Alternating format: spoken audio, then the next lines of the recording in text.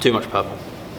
Yo, what is up guys? I know it's been ages since I did one of these types of videos, and no, I haven't turned into a midget, I am just sat down. So I thought to myself, there's no time like the present really to try and get the ball rolling on making a few more tutorials, or certainly trying to make them a bit more frequently. Starting with today, hopefully I can get across some good tips for the slap around the world. It goes a little something like this.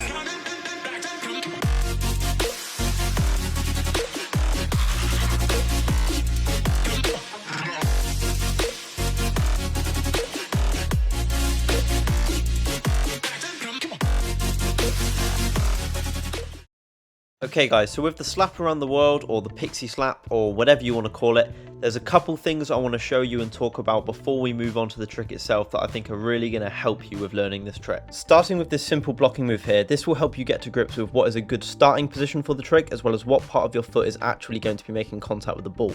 So if you watch here, all I'm doing is I'm using my strong foot to move the ball behind me and then pressing it against the outside of my standing leg, using the bottom part of my toes roughly.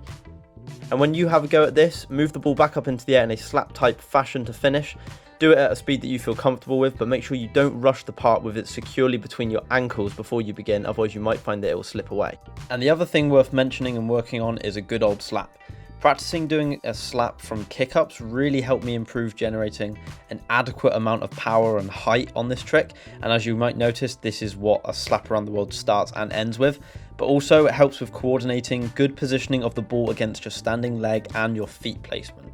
Because the feet placement is a part of it not to be ignored, and this leads me on to saying that if you can do or practice multiple slaps, then fantastic, because when you do more than one slap, you are likely to find yourself inadvertently doing this little hop thing with your standing leg. Well, embrace it. Don't be completely static on the spot, be prepared to move, as you'll find a similar thing is incorporated into the slap around the world, and it's good to get used to this. So once you've got those two things in place, you are definitely ready to move on to learning and trying the slap around the world. Now, the nitty gritty of this trick really is understanding what direction to move your leg in, and I'll try my best to break this down for you now. So in relation to what position my body is facing and the direction that my feet are pointing, once you move the ball up with that initial slap, you want to move your foot behind the ball and underneath the ball, and then come back over it, and I'll show you again here. So it's behind, underneath, back over the top of it, and then finish with that slap.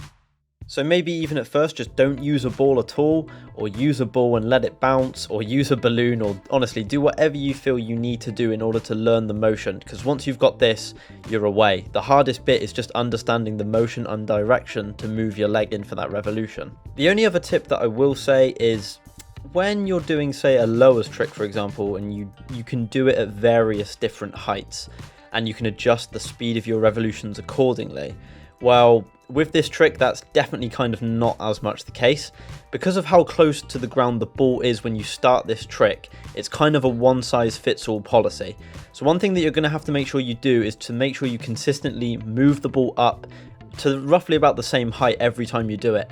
If you send it up too low, you won't have enough time to get the revolution in, and if you send it up too high, you're going to end up knocking the ball away quite often. And one last point is that for some of you, you may find yourselves doing this trick more behind you rather than out to the side, but that's fine. If that's what you feel is comfortable and helps give you the time and the space to do the revolution for this trick, then by all means, go for it. So there you go guys, I hope you found these tips really useful. And as I've kind of hinted at before, I'm not really too sure how frequent these tutorials are actually going to be from me. But if there are any specific tricks you would like me to try and cover, then let me know. But anyways, I hope you enjoyed this one. Don't forget the good wholesome combination of like, comment, and subscribe. But that's us done for this one, so until next time, happy days.